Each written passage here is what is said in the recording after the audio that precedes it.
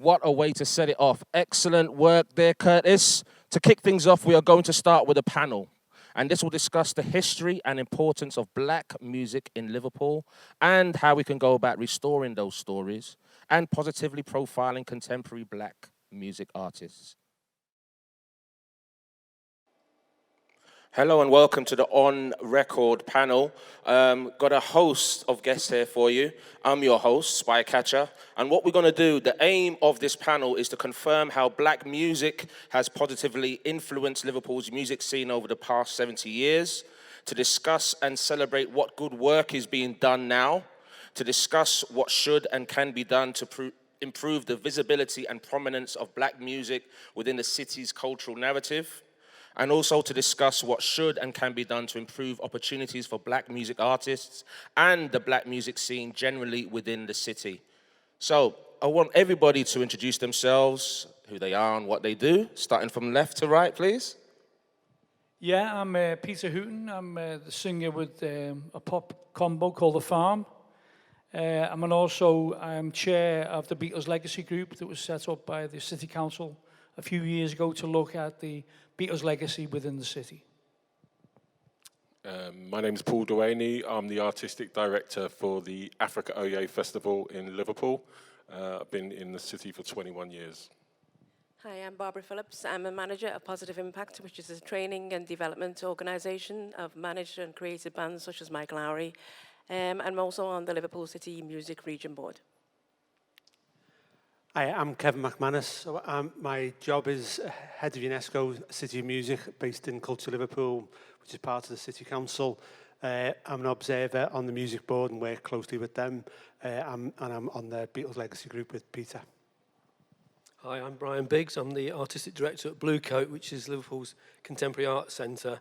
And I've been there for many, many years. I came here in the 70s. And it's obviously got a long musical heritage at BLUECOAT, but I'm also just a music fan. And I'm DJ Duhaney, the club DJ, but also the host of L100 radio show, which is a show that's specifically for Liverpool and Merseyside urban artists. Thank you very much, guys. Often when people talk about Merseyside and music, they don't usually include the influence and prominence of black music. Can you guys talk about how influential and consistently important black music is within Merseyside and how it has been over the past 70 years or so, and it's open to anybody? Well, I think if you look at the history of Liverpool's most famous and probably the world's most famous group, it was all about black music. I mean, John Lennon, when he was 14, 15, was a big Elvis fan. And when he first heard Long Tall Sally by Little Richard, it changed his life. He didn't realise that black music was, black people sang rock and roll. He didn't realise that because, and it's in Mark Lewison's book, Tune In, that it was actually his mate took him round to a house and said, I've got someone who's better than Elvis. And they were laughing at him going, no one's better than Elvis. Took him round to his house. Michael Hill, I think his name was. He'd been on a school trip with Quarry Bank to Amsterdam, and he brought back a Belgian version of Long Tall Sally. They heard it, and Lennon said that changed his life. It changed his whole outlook. He hadn't even got a guitar by then. He hadn't met Paul McCartney, but he became obsessed with black music, and black American music in particular. And everything started from then. And if you look at Paul McCartney, it was a similar thing. In, I think it was 1959, he heard Ray Charles, What Did I Say, on a BBC Light programme. There was no pop music on BBC at the time, but there was a light entertainment programme. So he jotted down the name of it because he thought it sounded fantastic. And he went out and bought it when it came out, but no one else in the UK bought it because it wasn't a hit. But it changed McCartney's outlook on life as well. And when they weren't even called the Beatles then, but they'd met each other in 1957. And when they went round to parties in 59, they kept on playing Ray Charles, and they kept on playing it over and over again, telling people to listen to it, you know. That became one of the staple songs in their set in Hamburg. And they used to end the sets with it, 15-minute versions of it, you know. So it was records like that, black American music, that Lennon, McCartney and George Harrison were obsessed with. I don't think that's in the narrative. It's mentioned in academic books and it's mentioned in Beatles books, but if you went into museums in Liverpool, I don't think people would get that impression. Anybody else to elaborate on that? I want to go back even further. I found out today that Duke Ellington played the Grafton in 1933. I mean, that's amazing, isn't it? He did a gig at the Empire and then he played the Grafton Club. Duke Ellington in Liverpool in 33. So the point I want to make is that I think, from what I understand, Liverpool's always been open to many types of music. So you go back to the 30s, there's big jazz interest in the city. Obviously, you've got country and western, soul music, through the 50s and 60s. But I think just to pick up on Pete's point there were some great black musicians that came through alongside the Beatles. So people like Derry Wilkie. It was like Liverpool's Little Richard, a phenomenal performer. And he's not talked about. And I just want to finish on this one point, that there's a great photograph which for me sums up, in a sense, that absence of black music in Liverpool history, particularly around Merseybeat. And it's when the Beatles got the freedom of the city, and they'd been to America, and they came back, and they were invited to the town hall to get this award from the Lord Mayor. Bessie Braddock, who was the MP for basically Toxteth, she said, can my lads come along? And her lads were a group called The Chants, an all-black vocal group doing sort of doo-wop and rhythm and blues. And there's a fantastic photograph of the Beatles with Bessie Braddock, Lord Mayor, and The Chants in the town hall, mid-60s.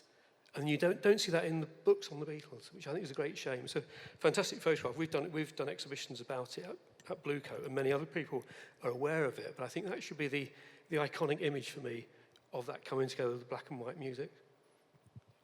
But also as well, obviously Liverpool, huge seaport. And, for many years, ships were coming from, not only from the States, but also from the Caribbean, from Africa and whatnot. And the thing I've always found as well is that, and also we had an army base that wasn't too far from here as well. And obviously, so Liverpool was sort of a magnet for a lot of incredible music, soulful music from the States, but also African music and whatnot. And I think I've always noticed that no matter what the genre of music is in Liverpool, whether it's drum and bass, even indie bands, obviously soul, it always seems to have like a soulful feeling to it. No matter what the genre is, even grime. You pick grime artists from Liverpool and you listen to them compared to grime artists from elsewhere. Liverpool just seems to always have this kind of soulful, rhythmic edge to it that I think is quite unique to the city. And I think it runs through a lot of the artists in the city as well. Anyone else? I mean, I think it is really important and always has been. I think the issue is, it's what Peter and Brian referred to. It's around the narrative. It's often unseen, or the importance of it never comes out. So like the chants are often undervalued, and don't get mentioned that much. But even like I was writing for music papers at the late 80s, early 90s and stuff, and there was some great stuff happening. There was like a band called rappers called Bantu, if you remember Bantu and stuff, and Lloyd Massett's stuff and all that, Raw Unlimited. And it just, a lot of it just stayed under the radar, and I think it's because it's not what people expect from Liverpool, because we don't tell people about it and we don't market it, we don't shout about it, and because the only real successes from the city in black music, big successes have been The Real Thing a long time ago, the Christians, Mike Lowry to some extent, but little known in Liverpool, not pushed as much as a Liverpool band, Rebecca Ferguson, I suppose, for some degree, but it's there, and I think we'll probably come on to it. It's probably about the infrastructure and how we make it better known, but I think it's always been there, been really important, has influenced a lot of white musicians, through their club music and stuff there as well, and through like DJs. But we just don't tell that story enough, and I think we need to get much better at it and celebrate the ones who have been successful. Like The Real Thing, they should be right up there as a key Liverpool music treasure. Yeah, I watched a documentary on The Real Thing, and I think that was really good that went out to a national audience, because it like Trevor Nelson actually said it in the programme that, we as Londoners at the time, we didn't even know black people were in Liverpool. We thought there were black people in Birmingham and London, but we had no idea. So to see The Real Thing was kind of like a real eye-opener for us all. And the only images we heard of black people in Liverpool were negative once we did, and it was about the Toxteth riots. I'm from Tottenham, so very synonymous with Toxteth and Tottenham having the same sort of issues. So it was ironic that I moved here. It wasn't because of that purpose, by the way, but it just worked out that way. But the point I'm trying to make is that there's not a big national significance in terms of Liverpool as a city other than the Beatles and the football in those days. I think that's changed immeasurably over the last kind of 20 years that I've been here. But at the time, there wasn't that identity. So moving here and then finding out about people like the Chants through friends of family, really, and that was a big eye opener. That's massive. To be there at the time of the Beatles and almost being coined as an inspiration for the Beatles in some ways was massive, and it definitely needs to be kind of reiterated and put out to the public realms. The Chants is actually a brilliant example, because if you look on YouTube and you see the Chants viewing figures, they're very, very low. And it's incredible that you think that these brilliant tracks that they recorded back in the 60s, people just don't know about them. And I'm always trying to put them on my own social media for people to listen to them, but if you look at it, it's 10,000 views on YouTube, which is absolutely nothing, when you compare to viewers. And I think in many respects, the Chants, the Beatles played with the Chants, didn't they, in the Cavern? I think they invited them down, and they acted as the backing band, really, for the Chants, and that is in books, of course, but it's also not part of the narrative, because I just don't think, unless you're an academic about the Beatles, unless you look into it, you don't really get that narrative. And you certainly don't get it because all you've got to do is look at YouTube and the views, and if you go onto Spotify, a similar thing. But I think in going back to the real thing, I was at school at the time, and I honestly thought the real thing were from New York. When I saw them on Top of the Pops and that. And I was so proud when I found out they were from Liverpool, because we didn't, I went to school in Bootle, so we didn't see black people. And it was really exciting to find out that they were from Liverpool. It was fantastic for us as school kids to see that. I think that's mad in itself, because to the people who grew up in Liverpool, and particularly Liverpool 8, every other person you knew was in a group. I was in a group myself. There were so many artists that, rehearsed in stairwells and whatever, and loads of vocal harmony bands, but they just didn't break through. Okay, anybody else? No? All right, well, I've got a question for you. As we look at contemporary music and popular culture in the Western world, black music is so important, or shall I say prominent. Can you discuss how that relates to Merseyside? Is this in terms of current music? I think one thing I've always said with music, talent-wise in Liverpool, there's never any shortage of it. Certainly black music, or music of black origin, or whatever you might want to call it. There's never any shortage of talent. I think the problem for Liverpool that I've found, being an artist at one point, a rapper, and then now being a DJ and a radio DJ and trying to give a platform, is the business side of it for black music. I don't think there's not much of a blueprint. Kev, you mentioned Bantu before. Bantu, when we started, were the only group that we knew of. I thought they were from London. I saw them in the BLUECOAT one time, in the Picket. I didn't even think they were from Liverpool. So another thing about Liverpool artists, certainly from black music perspective, is that we don't tend to shout about our city as much. We don't tend to be super proud that we're from Liverpool.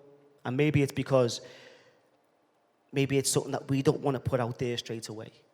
Because I remember one time we were doing an interview for an album that we'd done years ago that got re-released a few years ago, and he said, listening to the album, even though you could tell accent-wise that you were from Liverpool, there was no reference to the city. So going back to what you were saying before, I think the impact on Liverpool as music goes, I think it's it's the business side of it. I think that's what lacks, certainly for black music. There's no real blueprint. I mean, Barbara's done amazing things with Mike Lowry, and she'd probably be the first to say that she had to learn a lot of that as she went along. There was not many people she could turn to who had made those steps in black music in Liverpool beforehand to say, so how is this done, or how does this relate to that? So I think, I think the business side of it for Liverpool is something that really needs to be sort of looked into and brought on. So can we elaborate a bit more on that? Because there's lots of great artists around at the moment. Some we will see later on through the On Record program. But there is some great work going on. But can we just discuss a bit more about the great work that is going on currently in Liverpool? And anybody can answer. I mean, there are a lot of new artists coming through, young artists. Again, they're probably not as known as they should be. And it's going back to what you just said. It's kind of like we need to get our act together as the organisers of black music to build some kind of infrastructure, because I was running with the ball when I was managing Mike Lowry, and I think there was no collective, there was nothing that we had ourselves where I could go to. A lot of our work, we worked like with an amazing organisation called Tileyard, which was for songwriters, but we need something like that here.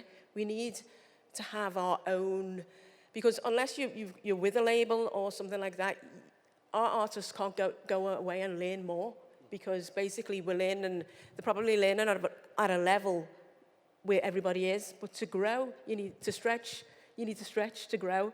And I think that we need to find some way of making Liverpool more contacted with the rest of the mainstream music industry, as opposed to little particles of work going on with no infrastructure and nowhere to go really, either financially or because people don't really know what to do. And I think certain parts, again, like I said before, like because music's the industry, and because Liverpool is sort of taken away, obviously London is where it's at in most part, and we're like a bit of a satellite to that, but a lot of artists in Liverpool who do black music don't know anything about the music industry. All they see is what they see on Grime Daily, YouTube, this and that, which is the finished article. So they can get influenced by that, and they can replicate that, or they can put their own spin on it and make amazing music. But I speak to a lot of young artists now, and I ask them about PRS, I ask them about copyright, I ask them about all these things, and they don't know, even though they can put out creative videos and put out creative music, they just don't know anything about that other end, which is just, unfortunately, music is a business as well. People sitting here know, but people don't really know about the business end, and I think that's where we sort of fall short a lot.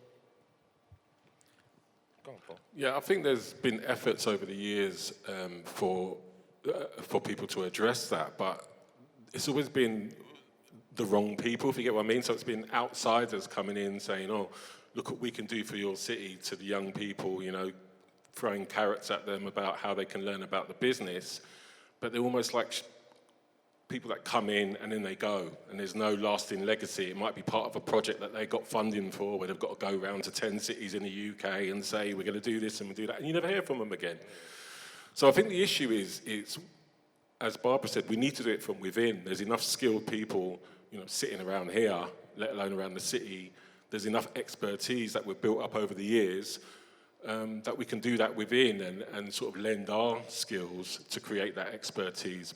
I also think the other issue is, obviously coming from London back in the day, and also seeing how London has addressed that musical issue or not being felt to be included in the industry. And it was about learning the business. I can cite JME, who's from Tottenham, part of Boy Better Know, Skepta's younger brother, producer, rapper, does his own marketing, he used to go to people and say, I need a record deal. Never happened. So in the end, he thought, right, I'm going to learn the business myself, learned the business himself, and now record companies are going to him and saying, do you want a deal? No, it's all right. I don't need you anymore, because he knows the business. And I think that what we got to look at, or what artists need to look at, is it's it's not just about the end game. There's a process to get there. And if you don't learn about that process, you're the one that will suffer. So, you know, there's a two-way thing. The artists need to be committed, but also there needs to be that opportunity for the artists to sort of make their way. There's certainly, you know, plenty of talent in the city, and certainly plenty of people who know about the business. One of the good things that came out of the last Labour government was New Deal for Musicians, which I was a mentor on, and grassroots groups did go on that because basically they could go on to New Deal for Musicians and not have to sign on for a year, and they got mentors from the music industry who knew about PRS, they knew about MCPS, they knew about pluggers, about press agents, because all those things, unless you're involved in the music industry, unless you learn about them, you don't have a clue about them. So that was a good, I think, a good scheme. It was probably around about 98 to about 2003, and then it was lost because it went into online learning, something like that.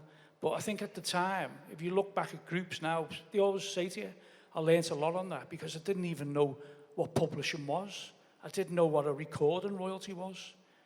And as you're talking about, when people learn about the business, they can do it themselves, especially nowadays, much more so than 15, 20 years ago. There's some good things out there now. I mean, so Yao, who's behind this on record, Yao's run the Lymph Academy for the last 4 or 5 years as a Culture Liverpool project. And there's a lot of great local black talent that's come through that. But even there, I think me and Yao have been talking about it, and you know, he thinks there'll still be a load of people who just think that's not for them, and it probably will need a more bespoke like Lymph Academy scheme for local black young artists to be attracted to and come onto it. But I mean, that does a great job. You know, it's got things like Sam Volo have come through that. T's on just finished one, hasn't he? You know, SSJ. I think you DJ'd with SSJ at Lymph Academy, didn't you? The other year. You know, SSJ's a big talent, I think. So there's people there. It's about like what do we do to make sure that they don't, like Sam Volo went back to London. So we need to keep them. That was going to be my next question. But I think there's other. And then you know, Aaron and the people at Culture Deck seem to be doing good stuff. You know, and they're working with the likes of Kitchen Street. You know, really impressive, and they seem to know what they're doing and have a proper ambition to not just be big in Liverpool, but to have a proper media platform that gives them a national, international reach.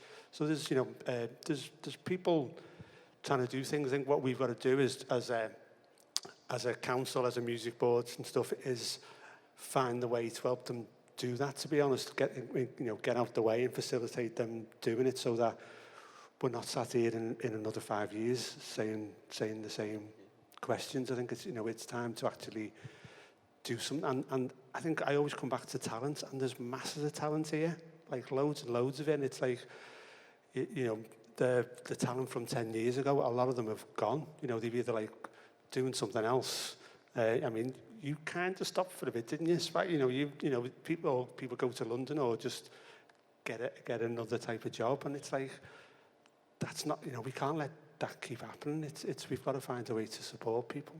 Because really, I mean, if you look at British music now, I mean, certainly British black music, it's never been in a better place. I mean, I've been following British black music since the 80s, following every band that comes out or group that comes out or rapper that comes out, and it is, without a doubt, the best, healthiest as far as Britain is concerned. So while that is rising, Liverpool should be rising with it. I mean, and Kev's right, it's not all doom and gloom. There's some amazing projects going on through Lymph, through Culture Deck, through Kitchen Street. So we can't lose sight of the fact that there's some great stuff going on, obviously with Melodic, with the radio show I do, which is just about Liverpool and Merseyside urban artists. So there's loads of good stuff going on and loads of things are popping up. It's just that right now, while the reputation and the success of British black music is hitting these heights, we as Liverpool, we need to be part of that. We have to be part of it.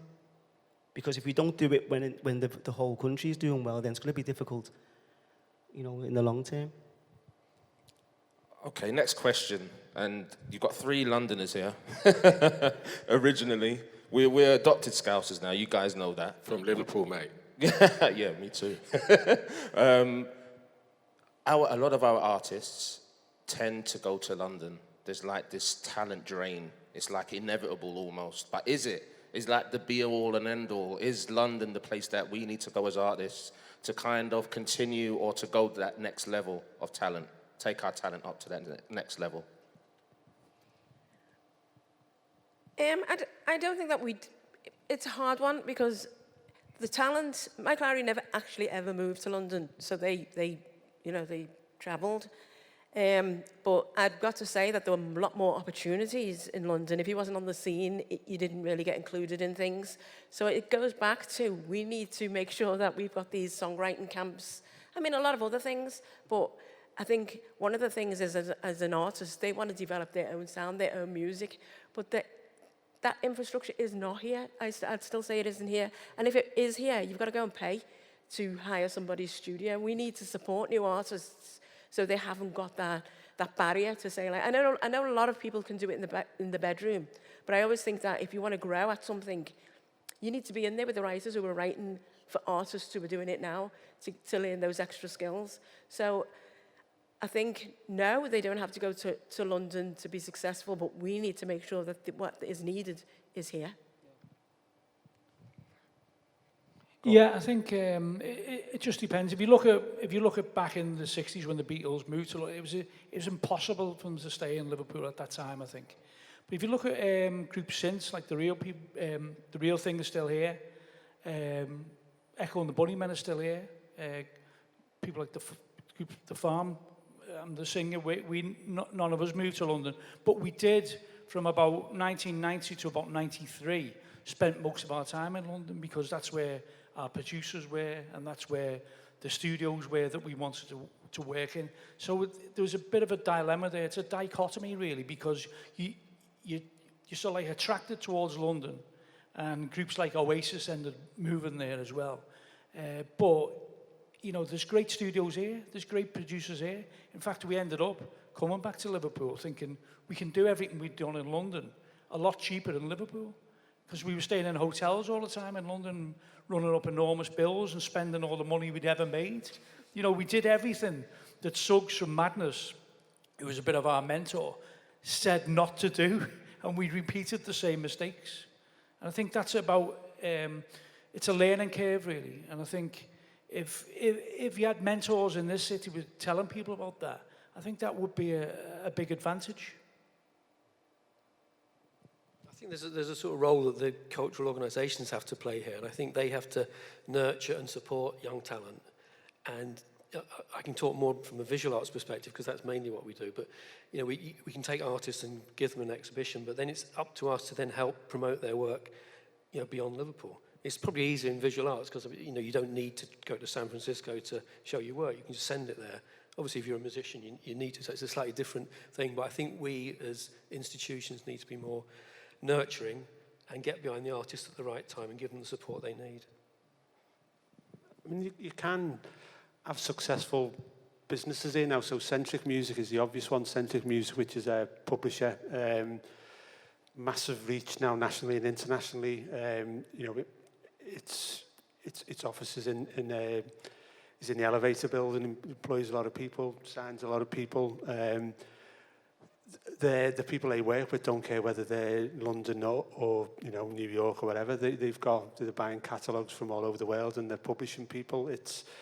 I think Chris, when he set that business up, initially paid for one of those numbers where he thought it was important to look like he was in London, so he paid for like an 020 number, but was actually in an office in Liverpool 8. But I don't think he doesn't need to do that more. And when he has like big, like I remember saying when he had the people from Sky who do the music and stuff, he had all these influential music industry people here, and they went back for a bit of an after-hours drink in his offices, and they were all like, we want to be in Liverpool. You know, it's great to be out in. It's cheap office space. You know, it's cheap to live. You know, in terms of compared to London. So, I think if we get it right, you can do a lot of things from here. I think it's, you know, the way the channels people consume music on now it doesn't matter where you are, does it? So but I think in terms of what we're talking about, does come back to that structure that Barbara just mentioned, and the infrastructure. We need to have, you know,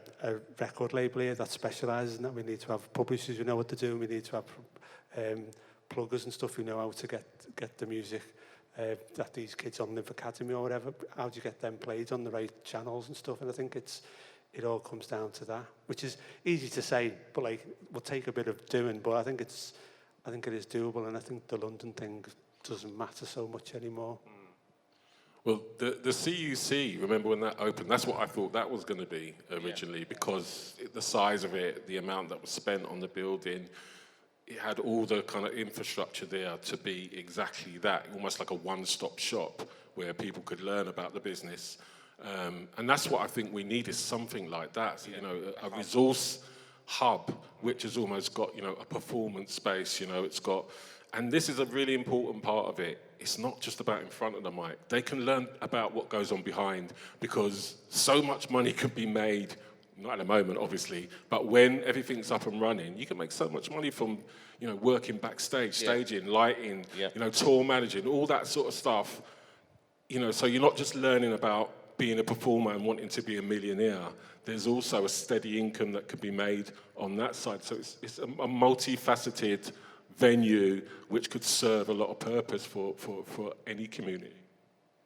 We're going to wrap this up soon, guys, but just to end things, going forward, what, apart from obviously the things that you've already said about what's being currently developed, but what else can you add is being developed right now that can help us move forward with this?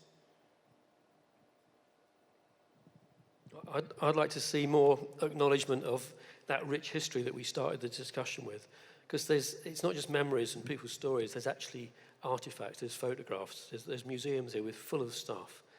There's great people out there that have been documenting stuff, like Sandy Hughes has got like a house full of films and photographs. Leroy Cooper's got photographs. There's loads of stuff that actually documents a vibrant black music scene that we don't know about. So I'd like to see more of that visible, whether it's through the museums or online websites, you know, that actually tells that story. And I'd like to see us to use our allies, our advocates. You know, Craig Charles, come on, give a shout for Liverpool, because he's a son of the city. Yeah. He used to come and do poetry events at the BLUECOAT, and he's incredibly influential. And to get him to sort of wave the flag for Liverpool would be great, I think. Yeah, and I think if you look at the history of modern popular music, although the Beatles were worshipping black artists and adoring them and trying to copy them all the time, a lot of what they took from black artists, like the Isley Brothers, the Screaming on that, their early records are full of cover versions of Motown stuff. Paul McCartney even says that James Jamerson, who did the bass line on Grapevine, he was a session musician at the time, wasn't he? Didn't benefit from it with royalties, which is talking about the business side of things. He said he wanted to be James Jamerson. We don't get that narrative when we come to Liverpool, when we go into the various institutions which are documenting the Beatles. We don't get that. I think that's really important. Because if you said to, Lennon said in the 70s, he did an interview with Jet magazine, and he said, if it hadn't been for R&B and black music, the Beatles would not exist. And he said it simple. That should be when you first walk in to a Beatles story or a Beatles museum. That's what should be there, the origins of that music. Because I don't think even people in Liverpool know that or would acknowledge that. They'd say there's a link between Elvis and Gene Vincent and maybe Buddy Holly, but they wouldn't be talking about Little Richard, I don't think, Ray Charles, I don't think, Arthur Alexander. They just wouldn't, that wouldn't come. It's been not pushed to one side, but you've got to really look into the records that changed their lives. And the records that changed their lives, it was Elvis stuff, but Elvis, as Lennon said in the 70s, he was just aping black music. Yeah. That's what he was doing. But Lennon at the time, when he was a teenager, 15, didn't know that. And it's all about education, so he educated himself. And when they were going to NEMS, the great thing about NEMS is Brian Epstein bought every record that was released. So one copy of every record released. So the Beatles used to scour it to go for obscure records that no one else had heard, that then they could copy at the Cavern or in Hamburg and surprise people. Where's that from? And it'd usually be a Motown record or a black artist record that was really obscure. People like Bobby Parker. If you listen to Bobby Parker's track, What's Your Step? It's the Beatles guitar sound. And Harrison admitted that. But it's all buried, I think. That narrative is buried. And I think that's what we've got to change in Liverpool. I just think, yep, just more networking, more, I mean, like Paul said before, there's enough just people on this panel with enough sort of knowledge, experience, passion that can move things along. So imagine if that's spread along across the whole city and everyone who's involved in music and all sorts of do that networking and speak to each other and communicate together and have the right people, like Paul said before as well. Sometimes people will come in from outside of Liverpool, get involved in the project, leave, and then it's forgotten. Yeah. We need to have the right people getting involved in the right projects. And as I say, networking is a big, would be a big thing for the future, really. Yeah, Anyone else? Definitely for me, a more joined-up approach from those of us who are in the field. And going back to where I started, I'd like to see more involvement in young talent development, because that's where it all starts. If we get them early enough, they can be the next music makers of the future. Very true. I mean, I'd echo what Peter and Brian said. I think there's a message. We need to get better at selling the city. And it's not just about the Beatles, it's not just about like white boys with guitars. There's a lot more that makes up Liverpool's rich music heritage. And we just need to be upfront about that all the time and sell it. But I think more importantly, I think we just need to start doing things. So as a music board, we've got a plan, and it's board and public sector stuff, but we've got an action plan and stuff, and we've took the decision to relook at that in the light of Black Lives Matters and stuff. We always intended to be fully inclusive, and and there's people on there who are really well intentioned in that, but I think you need to take a really close look at everything you do and go, are we doing enough? This isn't an issue that needs to be resolved now, not in 5 years or 10 years. So I think everyone needs to do that properly. Cultural organisations, public sector need to go, what can we do to change this situation and build an infrastructure so we're not still talking about this?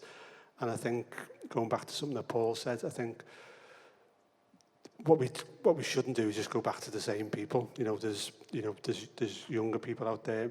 It shouldn't be me. I'm nearly 60. There's loads of good young people out there, local people like Culture Tech could be key players in the next 5-10 years. So there's got to be others like that, and that's what we need to do rather than the same people who've had chances before and not done it. I think that's it, guys. Thank you very much. That's it for our on-record debate. Thanks, guys.